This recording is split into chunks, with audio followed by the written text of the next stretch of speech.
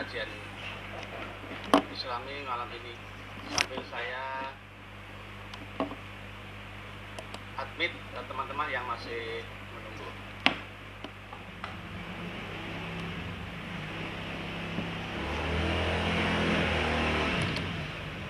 Bismillahirrahmanirrahim. Alhamdulillahirabbil alamin wa bihi nasta'inu ala umuri dunya waddin. Wassalatu wassalamu ala asrofil anbiya'i wal mursalin wa ala alihi washabbihi ajmain, amma ba'du. Yang kami muliakan Bapak Kiai Khairul Amin selaku narasumber dan Bapak Ibu penasihat, panitia dan juga anggota kajian Islami NKRI yang kami hormati, Bapak Ibu kajian anggota kajian yang berbahagia yang malam ini bergabung. Malam ini kita sangat senang sekali karena kita cita untuk mengadakan kajian, semuanya bisa dimulai dan dijalankan, dan pada kesempatan marilah kita pertama-tama memanjatkan puji syukur atas segala nikmat dan karunia-Nya bisa berkumpul di majelis yang sangat berbahagia ini untuk bersama-sama thalabul ilmi untuk mencari ilmu dan menambah amal ibadah. Yang kedua, salawat dan salam semoga senantiasa tercurah pada junjungan kita Nabi Muhammad sallallahu alaihi wasallam. Ya, semoga kita sawarnya di yaumul qiyamah nanti, dan juga tentunya kita pada para sahabat dan seluruh yang mengikuti jalan beliau. Mohon maaf untuk Bapak Ibu sekalian apabila ada yang masih belum terkonek, silakan bisa dilanjutkan. Untuk malam ini mohon izin saya sebagai moderator akan menyampaikan bahwa pada malam ini penyelenggara dari dan ini adalah kelompok kajian yang tergabung di dalam WA Group para profesional di bidang HRD di perusahaan-perusahaan, GM, konsultan, para leader, para pendidik juga yang semuanya ingin belajar untuk mengkaji dan juga untuk mempererat ukhuwah Islamiyah dan juga ukhuwah sesama anak bangsa dan sesama manusia. Kita semua ingin berguna untuk masyarakat sehingga kita mengadakan kajian ini. Semoga ini menjadi suatu berkah. Amin. Pada malam ini kita ada beberapa agenda. Yang pertama adalah pembukaan tadi sudah, kemudian paparan dari narasumber Bapak Kiai Khairul Amin SHG, kemudian nanti ditanya jawab dan juga kesimpulan serta doa dari Pak Kiai untuk ditutup. Dan pada kesempatan ini mungkin saya ingin menyampaikan sedikit, ada biodata dari Pak Khairul Amin. Beliau adalah ketua di Persatuan Mubalik untuk ketua satu Pak ya di Persatuan Mubalik di Jawa Tengah, namanya Ittihadul Mubalikin ya Pak ya. Kemudian sekretaris di Jamu atau Jamiatul Mubalikin di Kota Semarang, dan beliau adalah aktif untuk memberikan kajian-kajian di berbagai tempat, adalah salah satu kegiatan beliau yang sudah sangat sering, termasuk kita juga pernah ketemu di kajian di tempat yang lain. Semoga nanti kita bisa memperoleh ilmu dan juga untuk kebaikan-kebaikan kita semuanya. Amin. Untuk itu kita mulai dulu dengan kajian dari Pak Kiai, dan setelah itu diteruskan dengan tanya jawab. Nanti kita turunkan kesimpulan dan penutup. Mungkin kita bisa mulai Pak Kiai? Sakit Pak. Monggo. Bismillah. Assalamualaikum warahmatullahi wabarakatuh. Waalaikumsalam warahmatullahi wabarakatuh. Bismillahirrahmanirrahim. Alhamdulillahirabbil alamin wa bihi nasta'inu ala umuri dunya waddin, wassalatu wassalamu ala asyrofil anbiya'i wal mursalin imamil muttaqin sayyidil huril muhajjalin wa ala alihi wa ashabihil mujahidin at-tahirin. Subhanaka la ilma lana illa ma 'allamtana innaka antal alimul hakim. Rabbi syrah li sadri wa yassir li amri wa hlul 'uqdatam min lisani yafqahu qawli. Amin, amma ba'd. Para hadirin wal hadirat, pengajian virtual yang dimuliakan oleh Allah Subhanahu wa taala, khususnya Bapak Agus Sururi dan segenap keluarga besar kajian virtual pada malam hari ini, yang insya Allah mudah-mudahan selalu dirahmati oleh Allah, diberikan panjang umur, sehat walafiat, dan mudah-mudahan selalu terhindar dari musibah, terhindar dari COVID, terhindar dari mara bahaya, dan mudah-mudahan selalu Allah panjangkan umur kita sehingga kita bisa terus selalu berkarya dan kita akan selalu dilindungi oleh Allah Subhanahu wa taala. Amin Allahumma amin. Syukur yang kedua, alhamdulillah di tengah pandemi, walaupun yang lain mungkin boleh berkurang semangatnya karena mungkin nun sewu dalam tanda kutip seperti ekonomi, mungkin ada sebagian saudara-saudara kita yang mengalami kekurangan atau mungkin mengalami berbagai kesulitan, akan tetapi semangat untuk kita mengaji dan mengkaji ilmu Allah mudah-mudahan tidak pudar, dan semoga dengan adanya pengajian-pengajian virtual seperti ini kita nantinya akan selalu diberikan selalu hidayah oleh Allah Subhanahu wa taala, taufik inayahnya, sehingga semangat kita untuk beribadah tidak kendor hanya gara-gara karena pandemi, insya Allah. Saudaraku yang dimuliakan oleh Allah Subhanahu wa taala, kita hari ini mengkaji tentang bagaimana menjadi muslim yang baik di tengah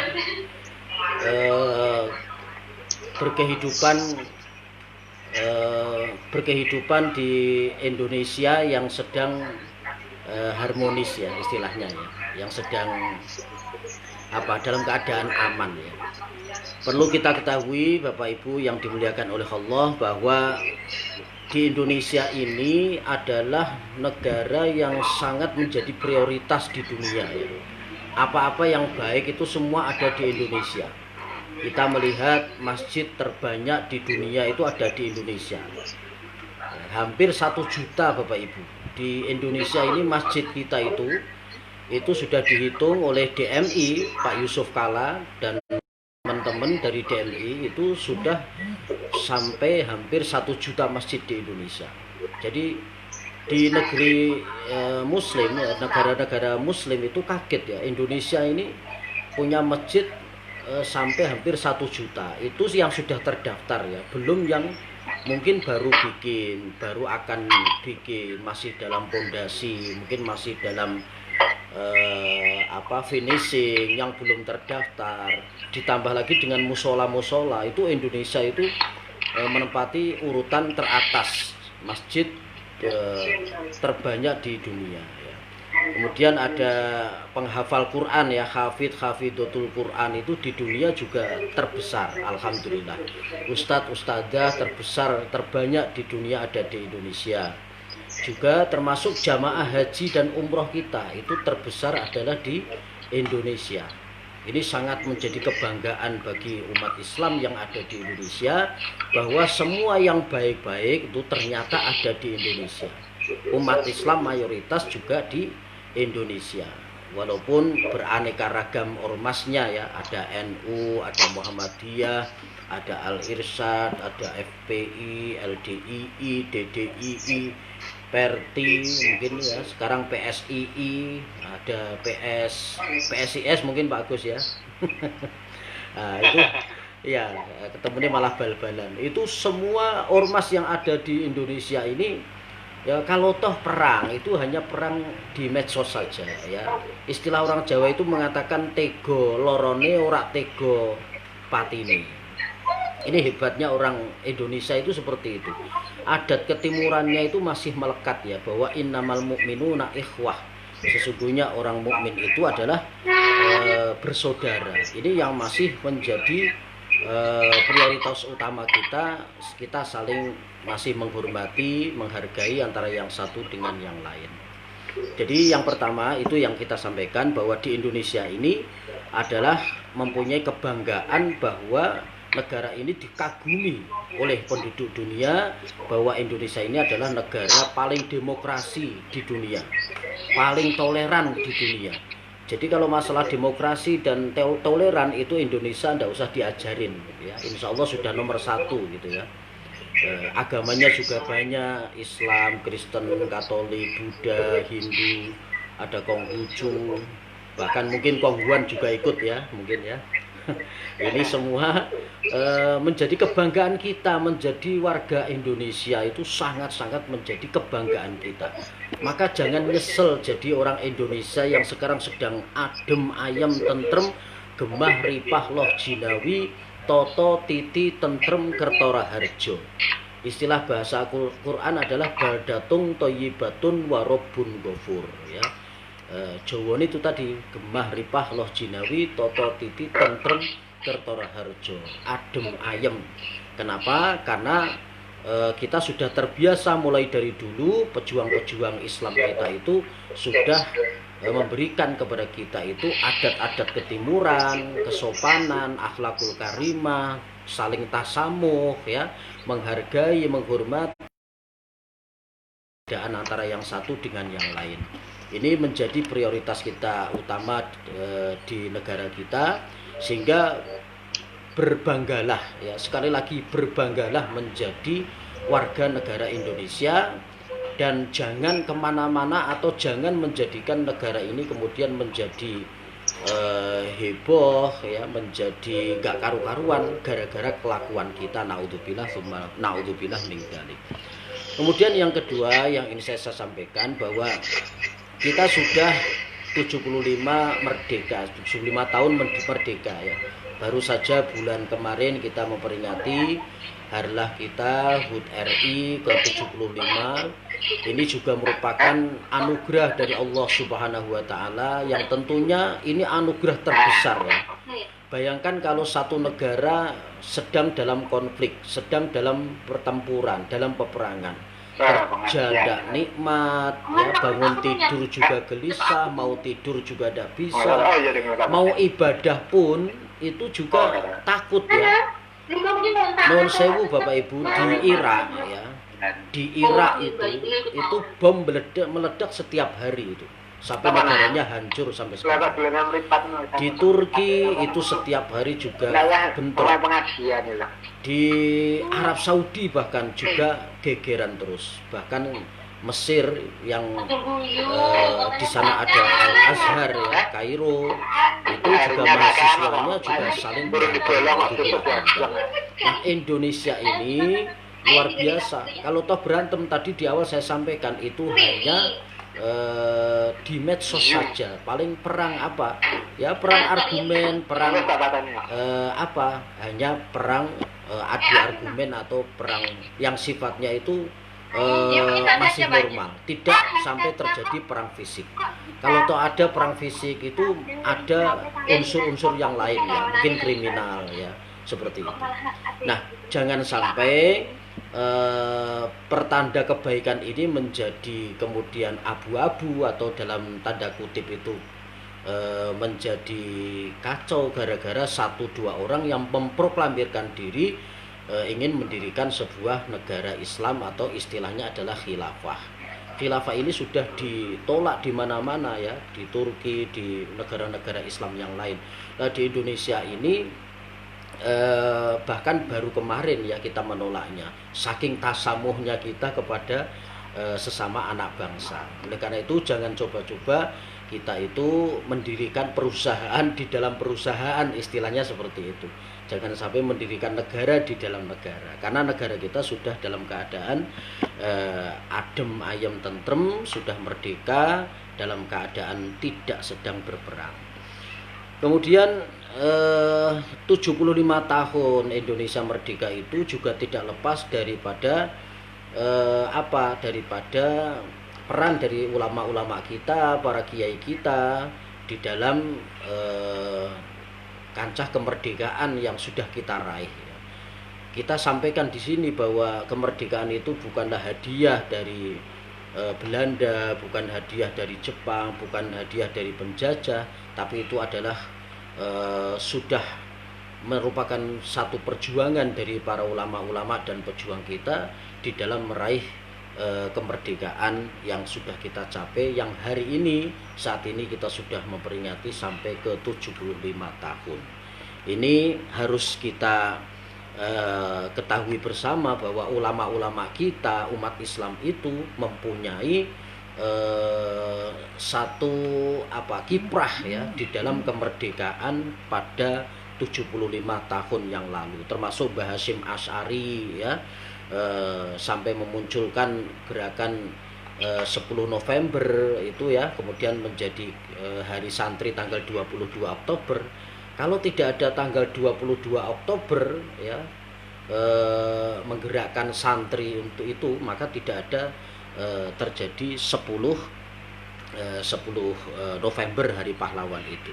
Ini yang perlu kita catat ya, bahwa ulama itu di dalam kancah kenegaraan itu sangat berperan penting.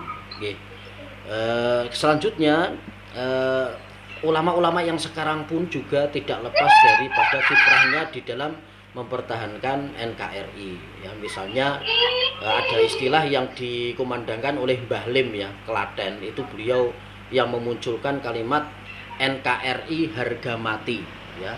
NKRI harga mati ini dicetuskan oleh beliau Mbah Lim yang berada di Klaten untuk memperkuat persatuan dan kesatuan kita, bahwa NKRI itu sudah harga final, artinya harga mati yang sudah tidak bisa ditawar lagi.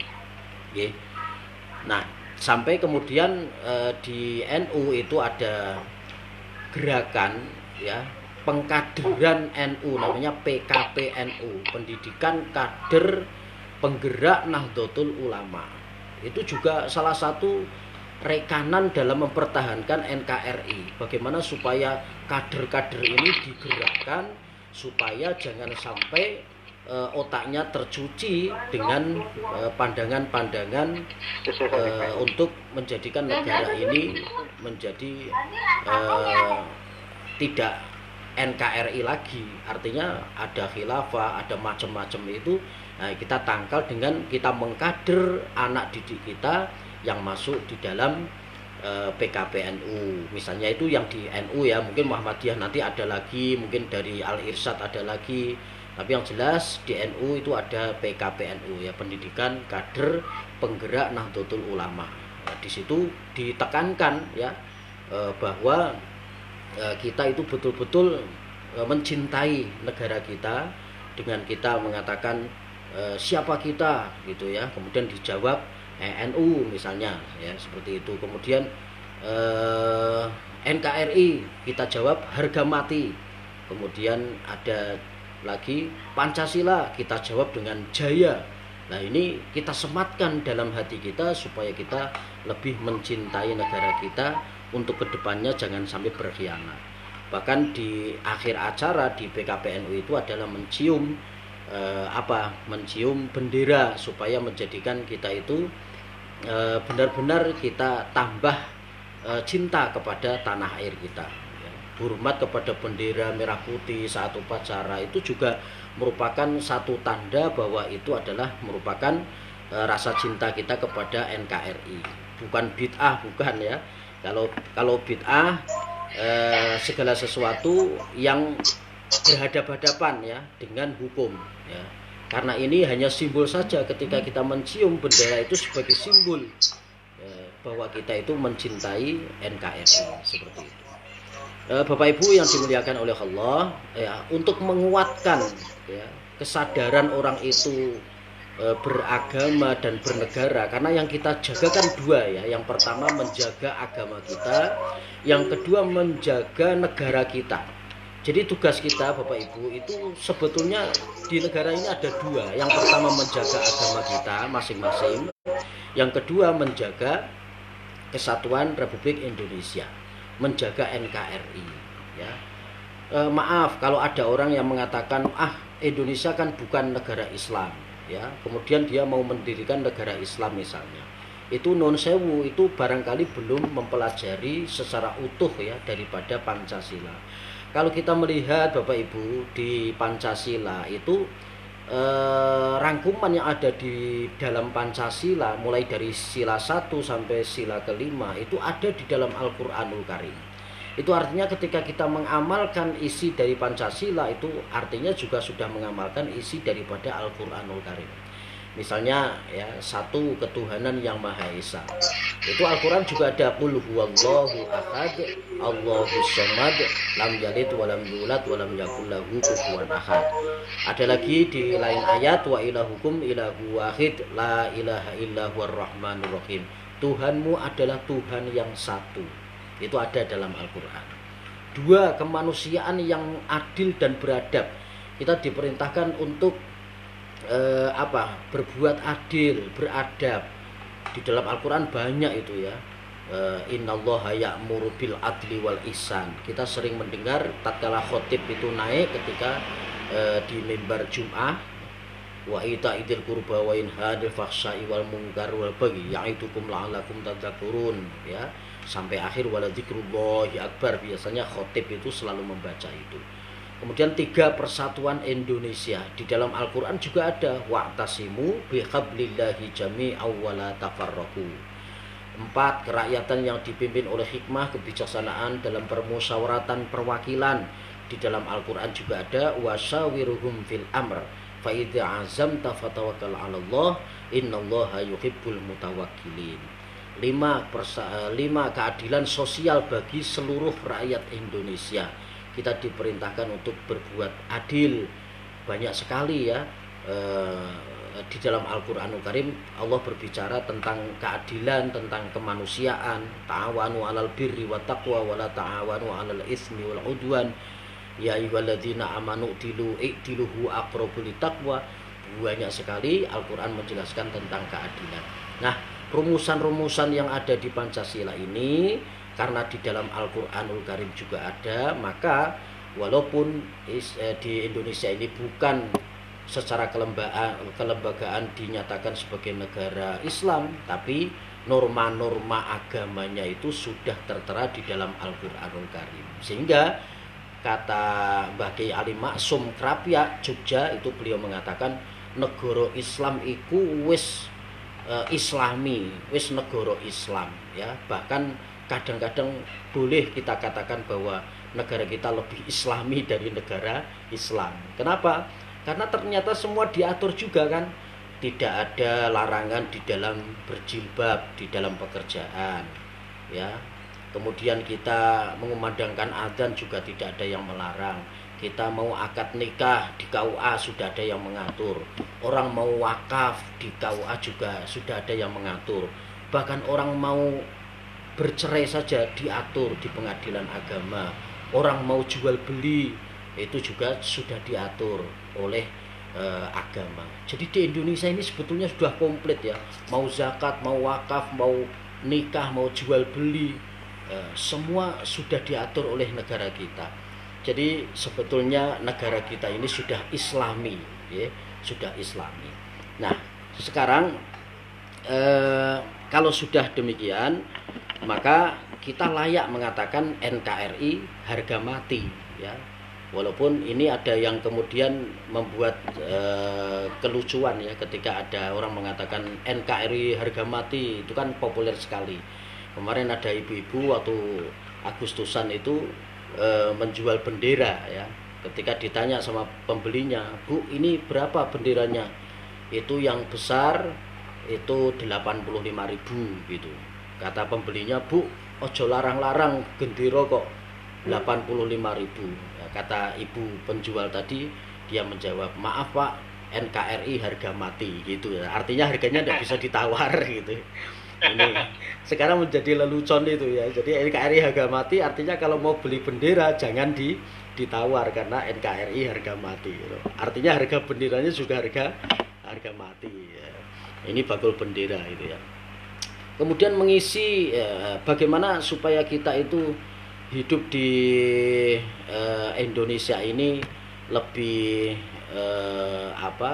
dinamis, lebih ya lebih bersatu. Yakini yang sudah ada di slide ini, kita harus mengembangkan paradigma Islam kita yang toleran, bukan Islamku dan Islam Anda yang cenderung fanatis. Maaf, kalau beragama mungkin boleh fanatik ya. Saya Islam, saya menunjukkan kefanatikan saya Islam. Tapi kita tidak boleh menunjukkan kefanatikan golongan kita. Maaf, walaupun saya mungkin orang NU, Pak Agus orang NU, tapi ketika ada orang tamu datang, orang Muhammadiyah, tentunya kita kan welcome ya, dimanggake yo disuguhi gitu ya. Sholat bareng berjamaah juga tidak masalah. Imam Syafi'i dengan Imam Hanafi ada perbedaan tentang kunut, tapi tidak pernah mengedepankan pendapatnya bahwa pendapat saya adalah yang paling benar, yang lain salah, tidak. Jadi Imam Syafi'i pernah berkata, ini pendapat saya yang saya anggap benar, tapi boleh jadi pendapat orang lain itu yang benar. Ketika Imam Syafi'i berkunjung di daerahnya Imam Hanafi, karena Imam Hanafi sudah wafat, jadi Imam Hanafi ini selevel dengan gurunya Imam Syafi'i, yaitu Imam Malik, sezaman. Tapi dengan Imam Syafi'i tidak sezaman. Jadi Imam Syafi'i lahir, itu Imam Hanafi wafat. Jadi Imam Syafi'i tidak menjumpai Imam Hanafi, hanya menjumpai gurunya yaitu Imam Malik. Jadi yang paling tua itu adalah Imam Hanafi. Ketika Imam Syafi'i sholat di daerahnya sekitar pemakaman Imam Hanafi, Imam Syafi'i tidak memakai kunut. Ketika ditanya oleh jamaah, wahai Imam, kenapa engkau tidak pakai kunut? Lihurmati Imam Hanafi. Kata Imam Syafi'i, aku menghormati pendapatnya Imam Hanafi. Oh ini. Bahkan Imam Syafi'i ini sangat luar biasa, sangat toleran sekali kepada gurunya, temannya. Ketika ada orang bertanya, wahai Syafi'i, hebat mana? Ya, alim mana? Kealimannya tinggi mana antara guruku yaitu Imam Hanafi dengan gurumu yaitu Imam Malik? Maka Imam Syafi'i menjawab dengan tawadhu, ya sudah pasti lebih alim gurumu ya. Jadi bukan mengagungkan gurunya, tapi ya sudahlah, menyenangkan orang lain. Inilah hebatnya Imam Syafi'i, itu mengedepankan apa? Ini toleran ya. Bukan Islamku dan Islam Anda, tapi Islam kita bersama. Jadi kalau fanatik dalam agama itu diperbolehkan, tapi dalam fanatik golongan itu tidak boleh. Kenapa? Karena bisa menjadikan konflik ya.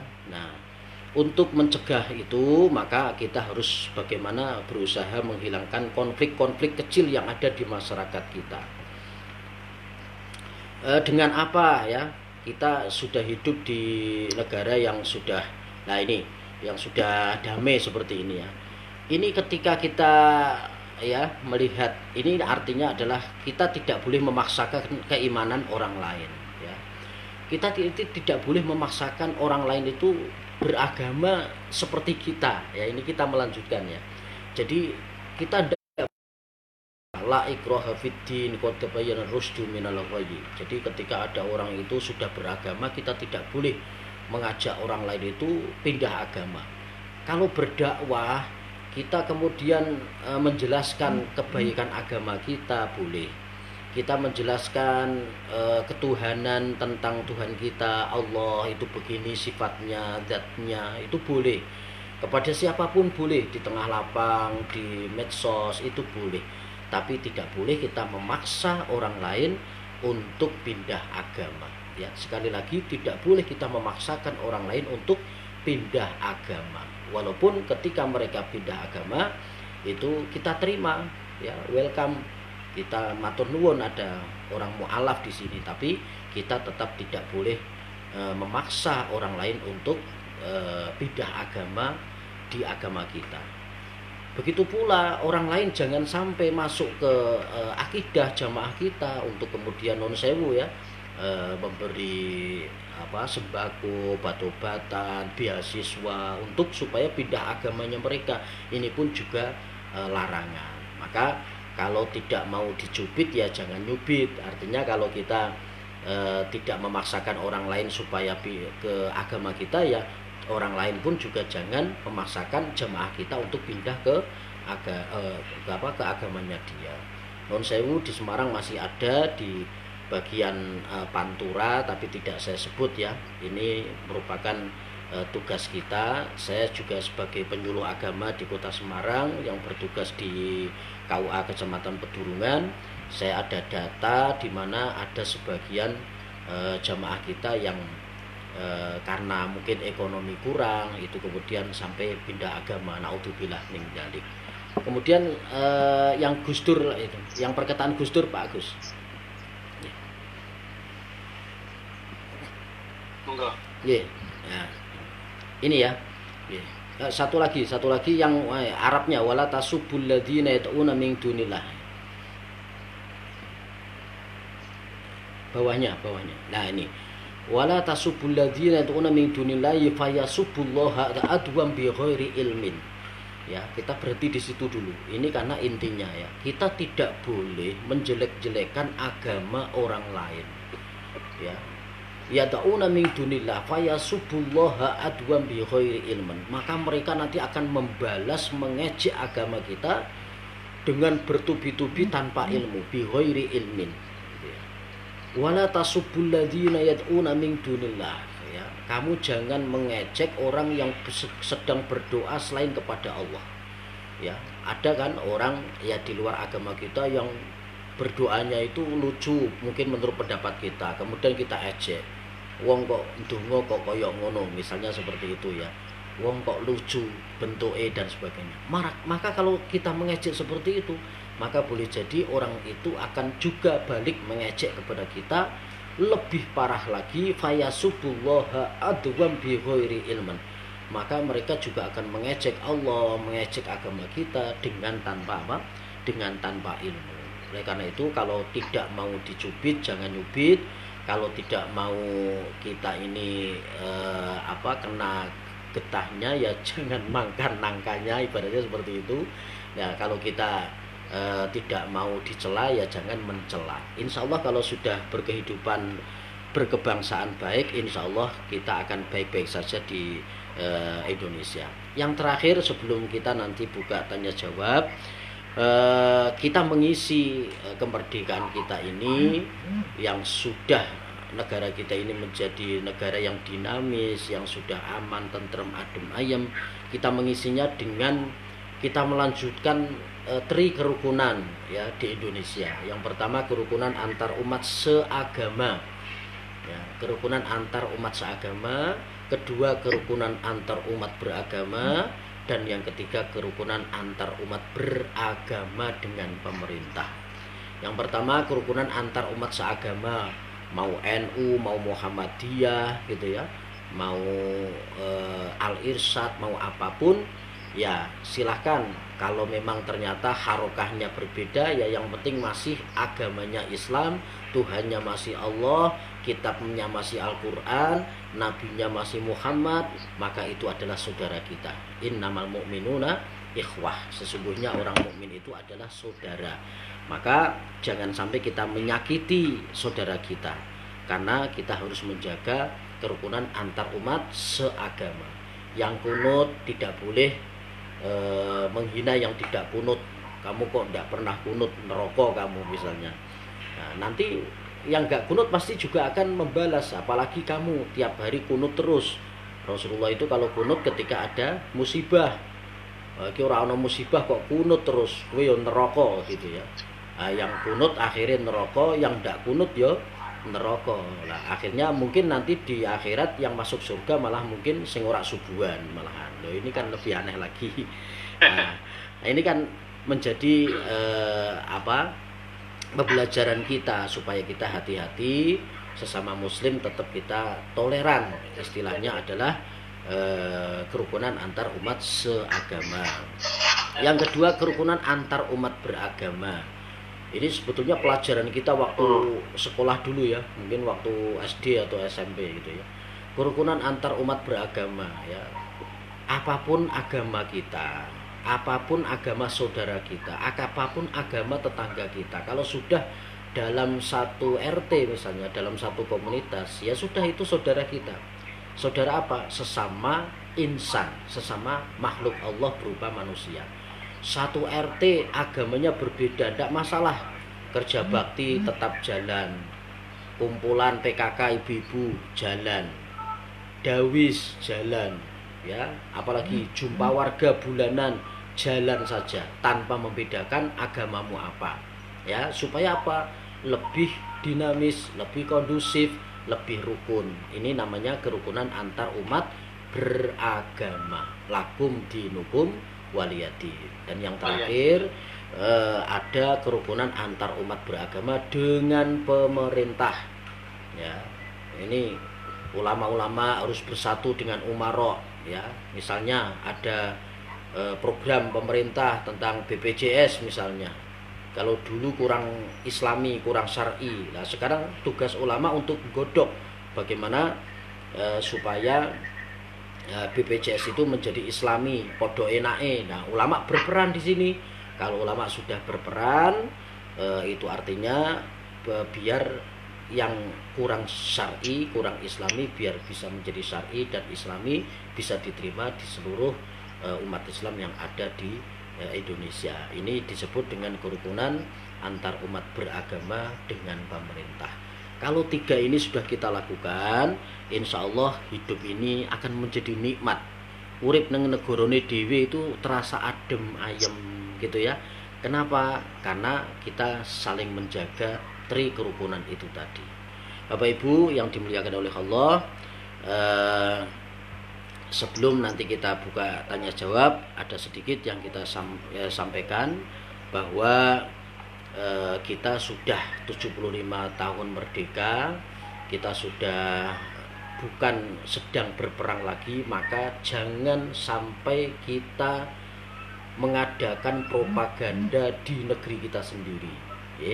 Kalau sudah aman, tentrem, ayem seperti ini, bukan di negara perang, itu tidak ada alasan ya kita kemudian mengatakan jihad dengan perang. Maaf, yang gembol bom di tas ransel ya, kemudian dimasukkan ke tasnya anaknya juga, anak baru usia 10 tahun, kemudian anaknya diiming-imingi nanti kamu akan dijemput oleh Allah di surga. Bayangkan anak lagi seneng-senengnya main, itu dicuci otaknya untuk kemudian diiming-imingi surga.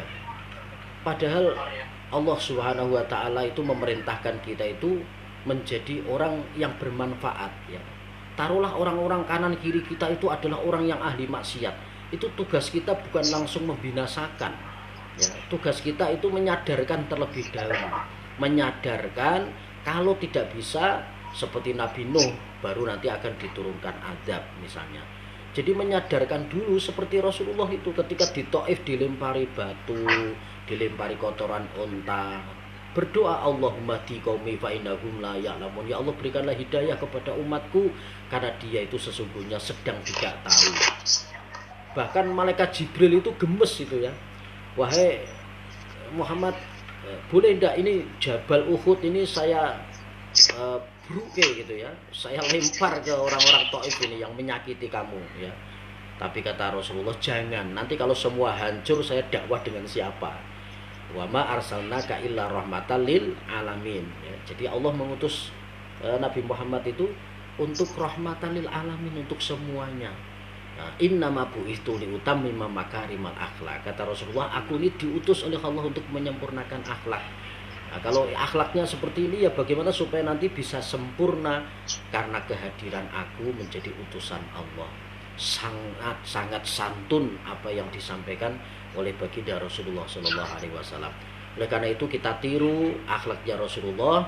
Tidak lantas kemudian kalau kita nggak cocok kemudian kita mengatakan tauhid, negara kafir, ya. Tauhid itu artinya berhala, ya. Polisi ini dianggap berhala, dianggap tauhid, TNI-nya juga akhirnya menjadi musuh terbesarnya dia. Padahal dia hidup di negeri yang dia katakan tauhid itu. Nah ini kan aneh gitu ya. Wong manggoni dhewe malah dielek-elek dhewe kan seperti itu. Jadi sebelum kita itu jihad untuk peperangan, kita menyelamatkan orang-orang yang salah dalam tanda kutip, menyelamatkan orang-orang yang tidak baik itu supaya mereka fafirru ilallah, kembali kepada Allah, menjadi orang baik sebagaimana yang dilakukan oleh Rasulullah Shallallahu Alaihi Wasallam. Kemungkinan itu dulu Pak Agus, terima kasih. Oke, baik. Eh, Bapak Ibu sekalian, kaum muslim muslimat yang hadir pada malam ini, sangat menarik paparan dari Pak Kiai Khairul Amin. Kami sampaikan sedikit Pak Kiai, siapa peserta kajian ini. Kami semua ini beragam sekali dalam hal pekerjaan Pak Kiai. Ada yang guru, ada yang manajer HRD, ada yang GM, ada yang entrepreneur, ada yang pendidik segala macam. Kami semua cinta NKRI, tetapi kadang-kadang ekspresinya yang berbeda-beda karena kita di pekerjaan.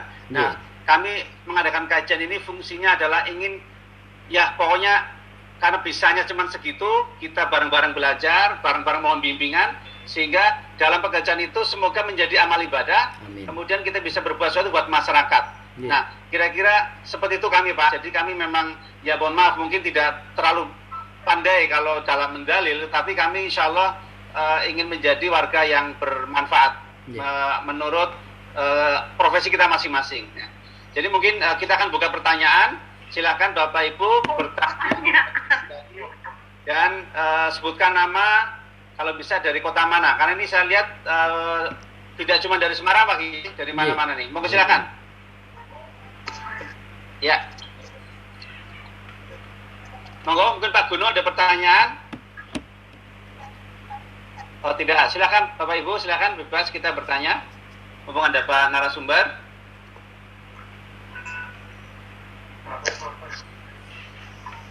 Aku orang melu orang ikutin lali, aku mau tak kira sesuk Oke, kalau belum ada pertanyaan, saya mungkin bisa diteruskan dengan bapak-bapak yang lain. Pak Kiai mohon diterangkan apa dasar kita sebagai warga masyarakat yang dalam Islam kita, ya kita sangat menghargai perbedaan, walaupun kita berbeda paham, berbeda apa, tidak salah, kita ini tetap guyup rukun, ukhuwah, tadi ada 3, seagama, antar umat beragama, dan antar umat beragama dengan pemerintah. Landasan kita sebagai orang profesional di pekerjaan yang barangkali dalam bekerja juga ya mungkin belum semuanya betul-betul sesuai dengan katakanlah dalam hal ibadah, tidak mesti tepat waktu, kemudian kadang-kadang juga kita mungkin bolong-bolong segala macam itu.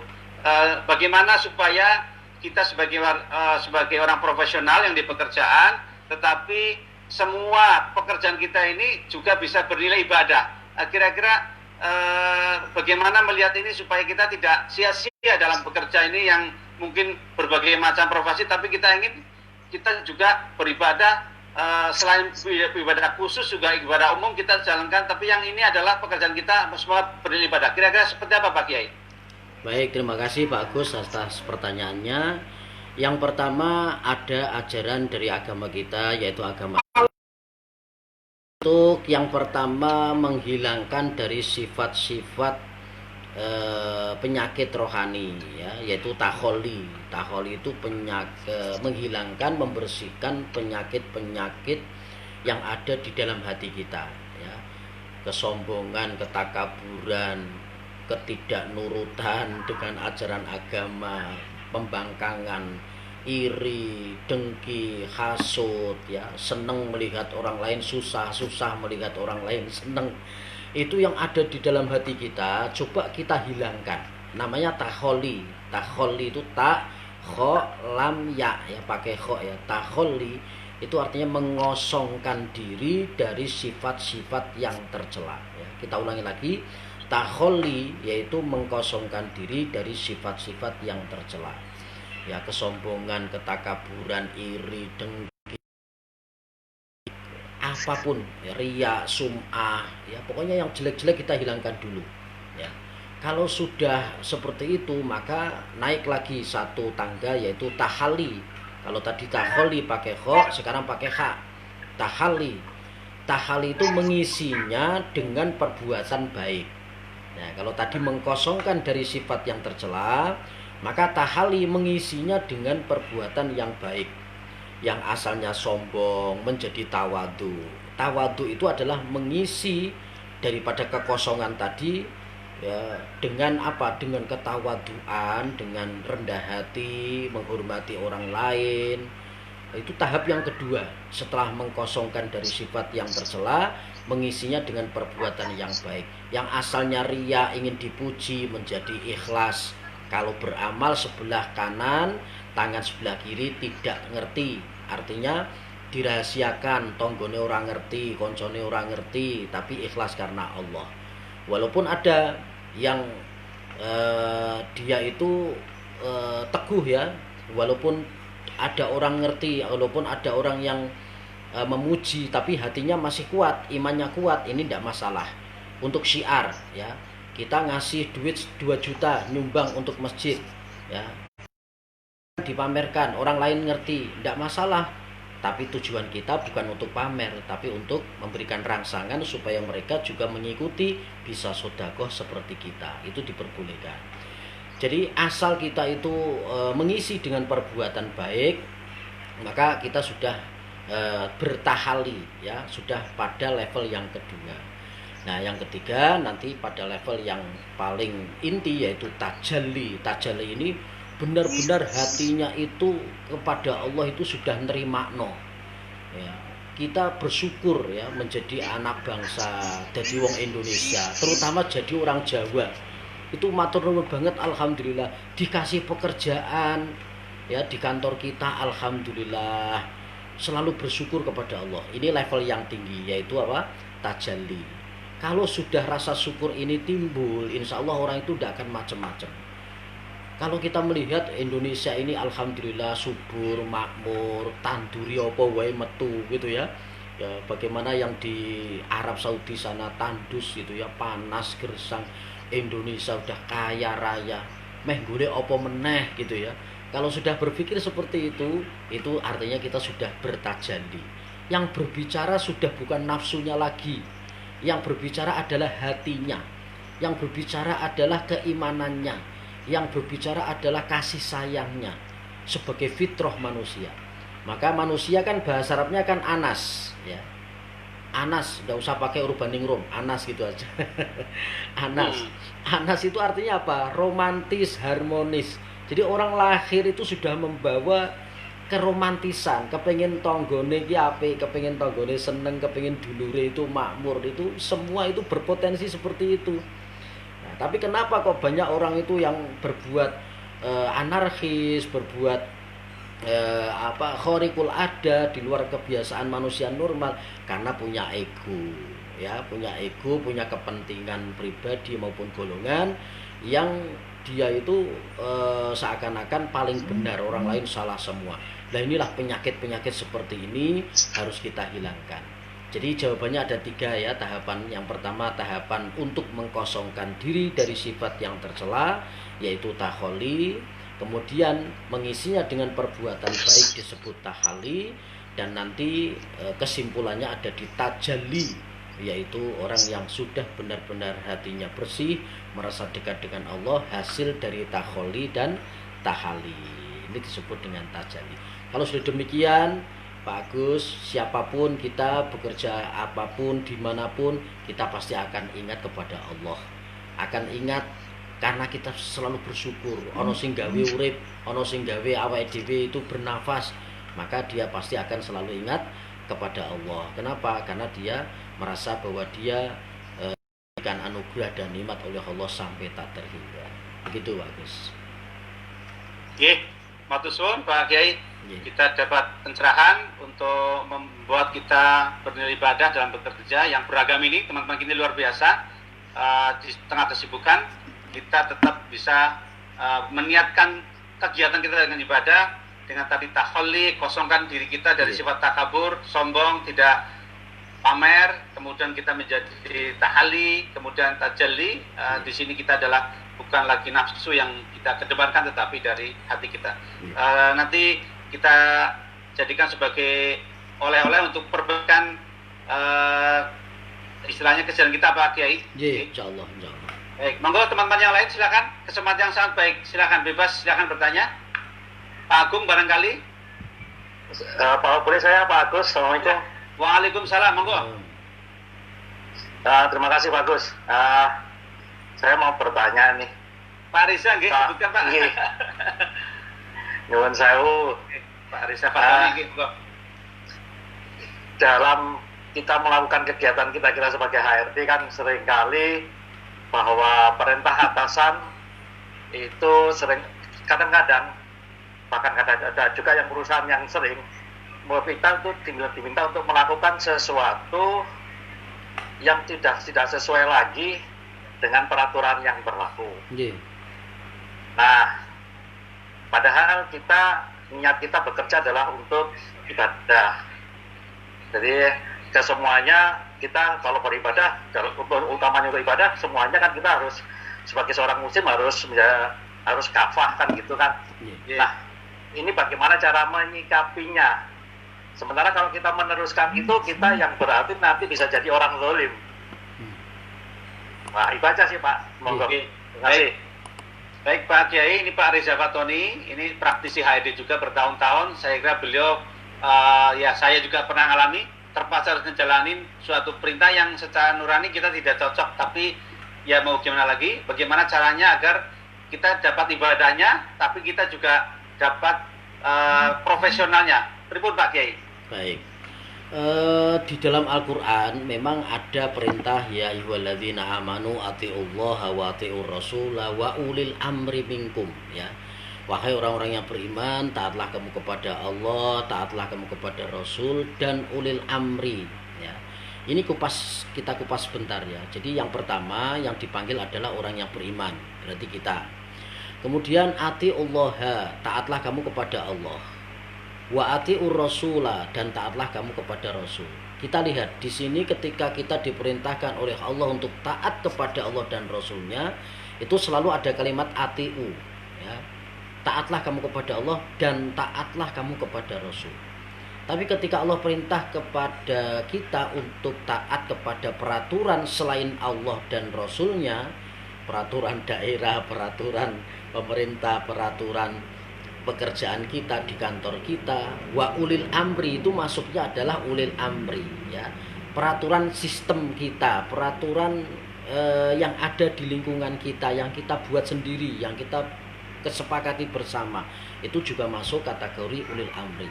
Kenapa tidak pakai atiu? Ya karena ini bukan A1, artinya prakteknya bisa kita pertimbangkan.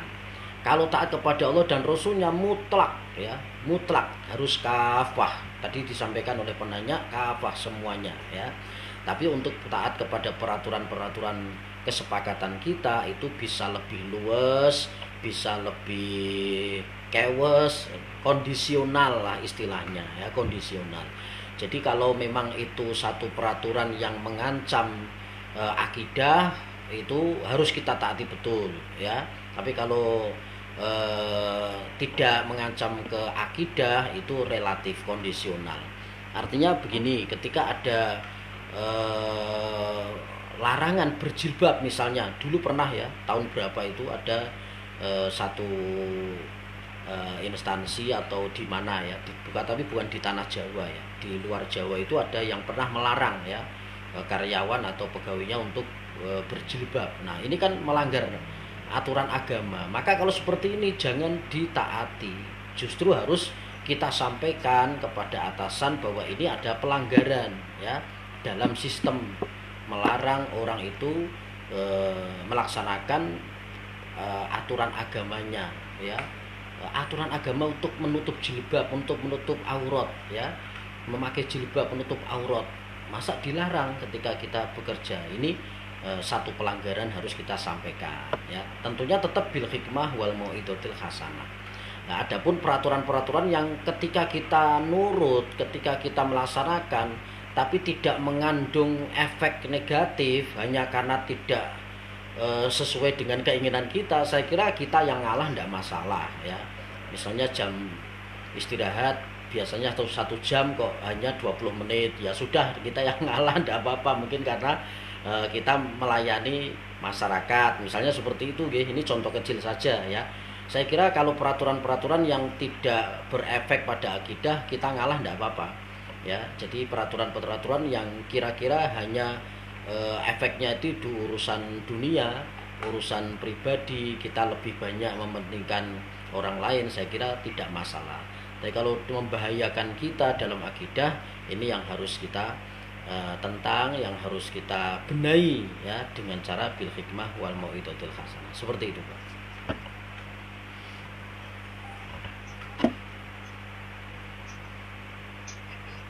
Monggo Pak Agus dilanjut. Semoga jelas Pak Reza jawaban dari Pak Kiai. Kalau sifatnya adalah perintah dari Allah dan Rasulnya, kan tadi sifatnya mutlak Pak ya. Tapi kalau sifatnya duniawi, kita bisa siasati dengan yang mengalah, tetapi kita tentu punya seni ya Pak ya dalam mengelola ketaatan. Ini adalah bagian daripada seni dalam hidup ya. Baik, masih ada waktu, monggo Bapak Ibu. Assalamualaikum. Waalaikumsalam. Pak Buadi silakan. Assalamualaikum Yai. Waalaikumsalam warahmatullahi. Ini saya ingin pencerahan dan lebih mendetailnya lagi, mungkin ada dalil-dalilnya begini. Bagaimana hukumnya? Ini berkaitan dengan NKRI juga, yaitu toleransi.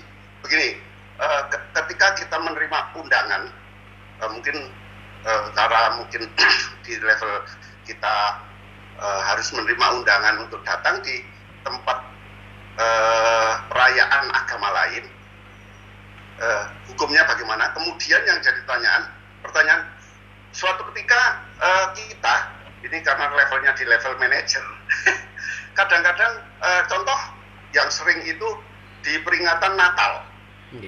Di peringatan Natal itu kita tanpa mungkin mungkin mendadak atau gimana, ketika kita akan menolak juga agak berat, yaitu di peringatan Natal itu ada penyalaan lilin.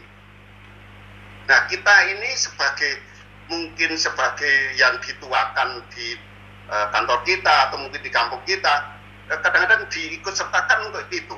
Pernah suatu ketika saya menolak, tapi ada rasa nggak enak kan mesti. Nah, mohon pencerahannya dan dalilnya yang karena mungkin beberapa teman juga ngalami juga mungkin, tapi yang itu yang pernah saya alami. Demikian Pak Yai, matur nuwun. Sakit diterima. Monggo Pak Kiai. Baik, singkat mungkin Pak Agus ya, karena ini sudah hampir habis mungkin waktunya. Nanti kita closing, kita tutup dengan doa. Mungkin ini pertanyaan yang terakhir. Yang pertama, jawaban dari Bapak penanya tadi, itu ditafsil Pak ya. Jadi ditafsil itu diperinci. Diperinci itu tergantung siapa kita. Jadi andai kata kita ini seorang public figure, pejabat tinggi negara, misalnya presiden, Kementerian Agama gitu seperti Menteri Agama, kemudian anggota dewan, bahkan sampai ke level yang paling bawah, misalnya sampai tingkat kelurahan, Pak RW, atau jabatan yang paling rendah adalah Pak RT. Itu boleh ya, kita perinciannya kita karena ngayomi orang banyak, kita datang di acara Natal, kemudian kita sampaikan selamat itu, tapi asal masih bisa terjaga akidah kita. Kenapa seperti itu? Ya karena ini dalam rangka untuk tasamuh ya. Tapi tidak mengakui di dalam hati kita bahwa agama mereka itu sama seperti kita, tidak. Tapi hanya karena ingin kita ingin tasamuh saja, toleransi saja. Tapi bagi kita yang bukan public figure, bukan seorang pejabat tinggi ya, bukan presiden, bukan anggota dewan, bukan bupati, bukan Pak RW, bukan Pak RT, warga biasa, ya tentunya ndak usah golek-golek perkara kita kemudian bikin acara seperti mereka. Man tasyabbaha biqaumin fahuwa minhum. Siapa yang menyamai ibadah mereka, maka kita adalah bagian daripada mereka ya. Kenapa diperinci seperti ini ya, supaya tidak terjadi tumpang tindih ya antara keyakinan kita, akidah kita dengan keyakinan atau akidah orang lain.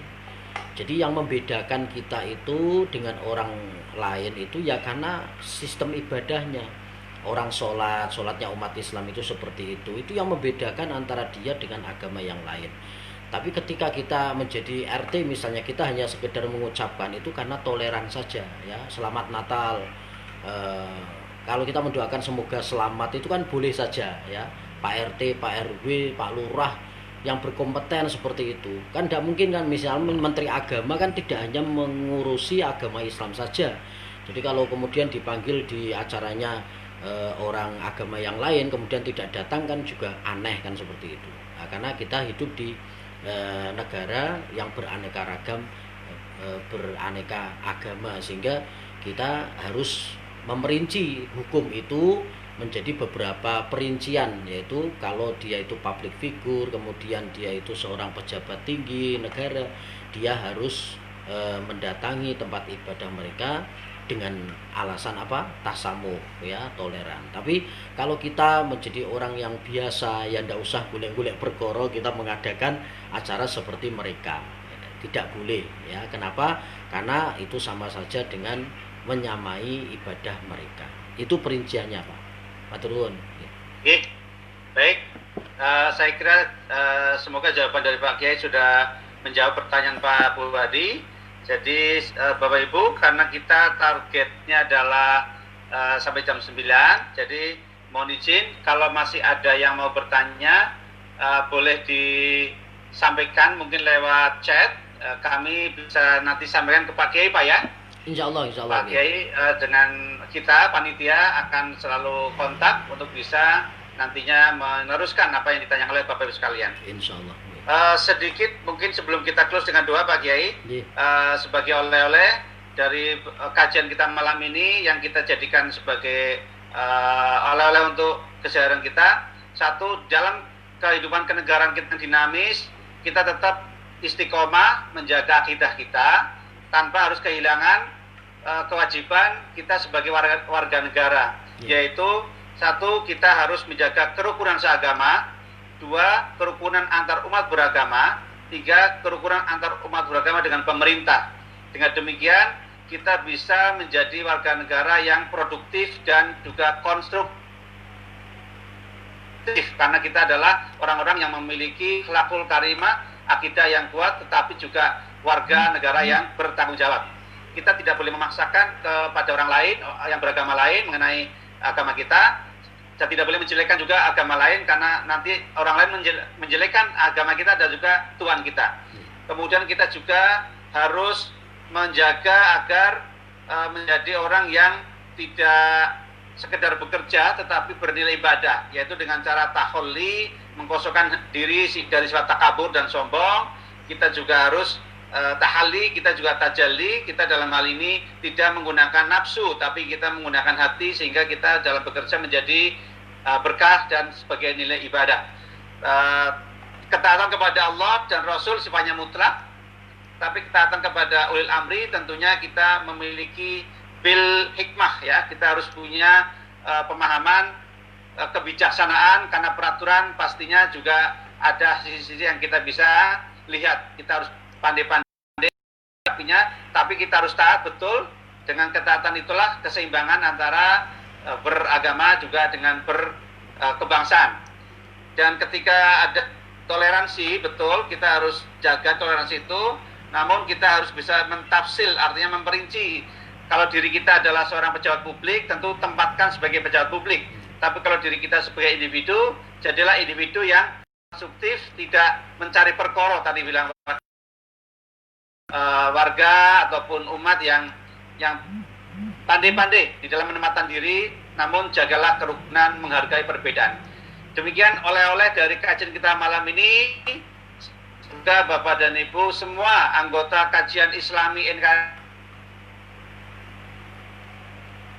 kemudian juga rukun dan damai, bahwa kita berbeda itu adalah sunatullah, tetapi perbedaan tidak menghalangi kita untuk menjadi umat Islam yang bersatu, yang maju, dan warga Indonesia yang punya masa depan, punya kemajuan dalam segala bidang, termasuk ekonomi dan juga sosial.